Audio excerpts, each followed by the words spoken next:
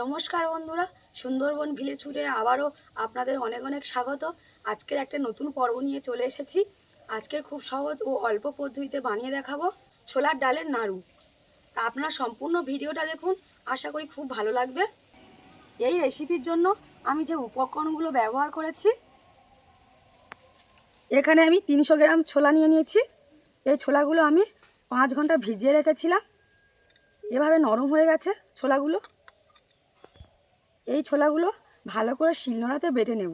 এছাড়াও আমি নিয়ে নিয়েছি একটা লেবু, 300 গ্রাম চিনি আর কাজু কিশমিশ, কাঠবাদাম।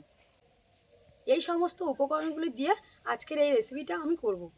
তো চলুন বন্ধুরা, কিভাবে আমরা লাড্ডুটা বানাই আপনারা সম্পূর্ণ ভিডিওটা দেখতে থাকুন। বন্ধুরা, আজকের এই ছোলার ডালের নাড়ুর জন্য আমি এখানে মিক্সি ব্যবহার করব না, আমি শিলনোড়াতে বাটবো।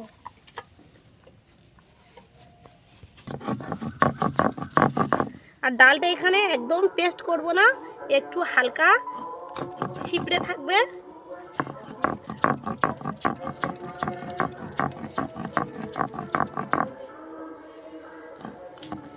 বন্ধুরা, ডালগুলো এইরকম পর্যায়ে করব, মানে একদম খুব পেস্ট হবে না, এইরকম ছিপড়ে থাকবে।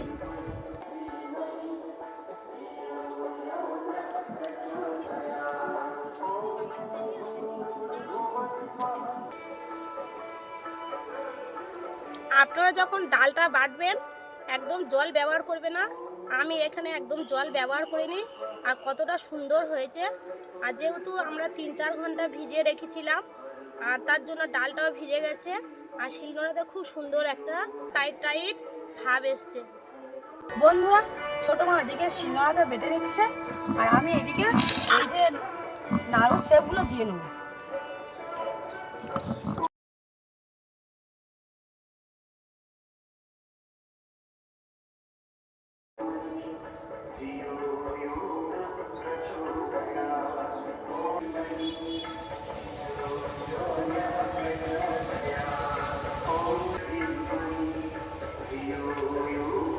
এই ডালের নাড়ুগুলো এরকম বোড়ার মতো করে শেপ দিয়ে নেব। উনুনটা এখানে জ্বালিয়ে নিয়েছি, কড়াটা বসিয়ে দেবো। কড়াতে তেল দিয়ে দিচ্ছি।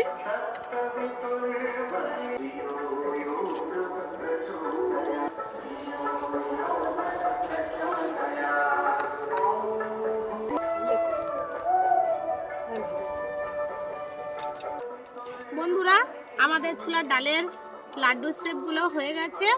এবারে আমরা এটাকে ভালো করে ভেজে নেব। এখানে গরম হয়ে গেছে, এইগুলো আমি এবারে ভেজে নেব।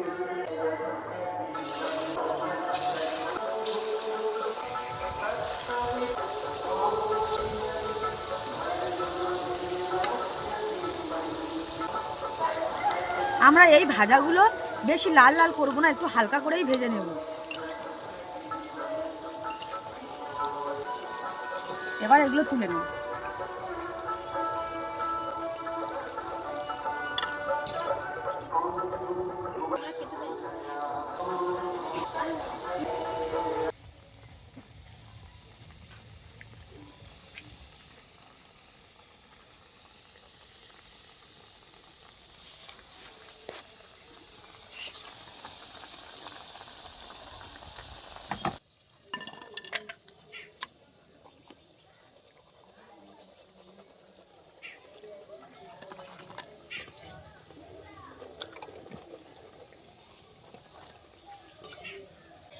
ডালের পোড়াগুলো ভাজা কমপ্লিট হয়ে গেছে।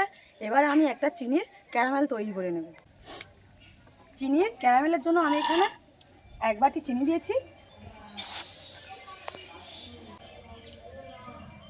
1 বাটি জল দিয়ে দিচ্ছি।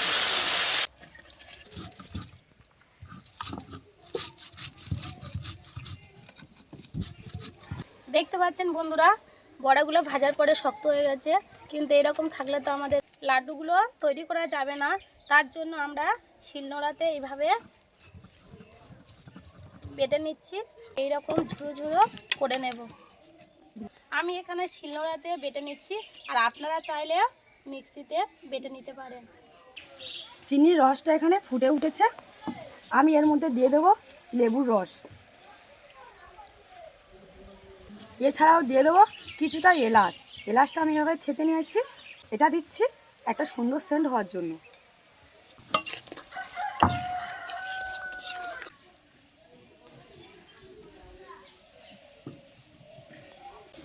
চিনির রসটা ফুটছে, আর আমি এখানে কিছুটা দুধ দিয়ে দেবো।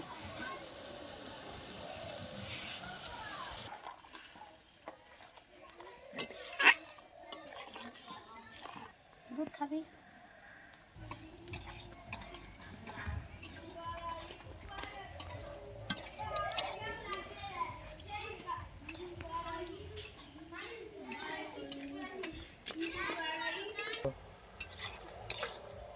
বন্ধুরা, চিনির শিরাটা এখানে তৈরি হয়ে গেছে।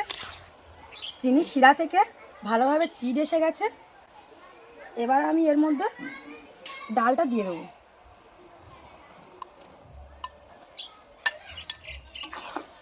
দিয়ে আমরা ভালোভাবে এটা নাড়তে থাকবো।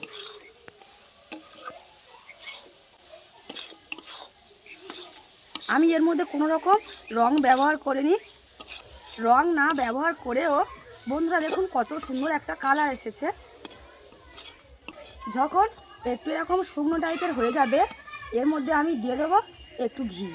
ভালো স্বাদ হওয়ার জন্য আমি এখানে কিছুটা কাজু দিয়ে দিচ্ছি। আমার এটা হয়ে গেছে, আমি এবার এটা লাগিয়ে নেব।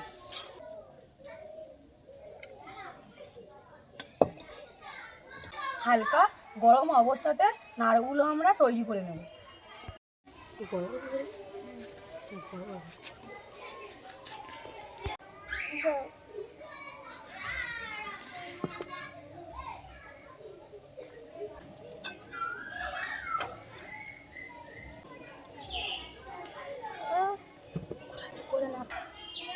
নাড়ুগুলো কতটা লোভনীয় হয়েছে আর কতটা সুন্দর হয়েছে। আমি কিন্তু এখানে কোনো রকম কালার ব্যবহার করিনি, তাও দেখতে কতটা সুন্দর হয়েছে দেখুন।